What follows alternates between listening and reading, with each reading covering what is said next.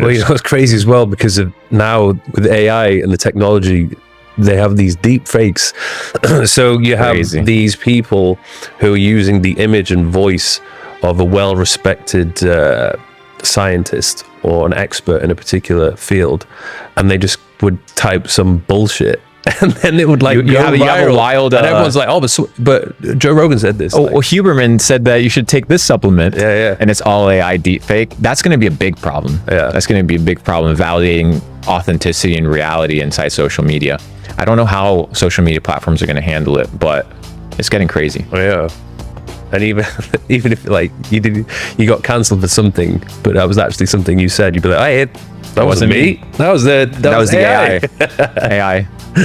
But they're running stuff now. There's like AI softwares that check AI, to see whether the AI is not like valid or not. But I don't know, man. The world's getting crazy. I think ever since ChatGPT has been introduced into the ecosystem, it opened up Pandora's box. I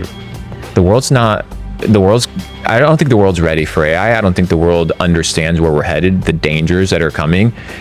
You know, Musk is very much kind of saying this needs to be regulated. But who regulates it? Yeah, and there's someone the same entity that regulates the social media platforms. Yeah, you saw I think it was Google rolled out their own AI recently, and it was so lopsided that you would ask them to recreate an image of 4 white people for me, and it wouldn't recreate white people. It would be like dark-skinned people that are, you know, mixed race or something like that, in order to be politically correct. That's an AI that's been trained in order to operate in a way that is not normal, that's censored or that's controlled.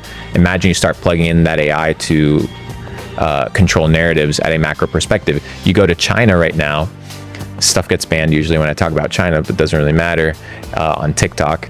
But you start talking a little bit about what's called Skynet. And Skynet is this massive surveillance program that is run off of AI, where they basically... Is it called Skynet? Yeah, it's ridiculous. It's a control mechanism where they have your biometrics. They create basically a digital version avatar of you with your digital ID, your biometrics, your fingerprints, your iris scan, and they manage your social media platforms, your bank accounts, and connect everything into one. And they're starting to ban people and blacklist people off of the internet, so much so that if you don't have a certain social credit score, you can't even access the internet. So in certain places of China right now, if you want to use WeChat, if you want to use Alipay, if you want to board a metro, you have to run a biometric. They run that through the AI. They evaluate whether or not you've been talking shit about the government online, and they'll drop your social credit score.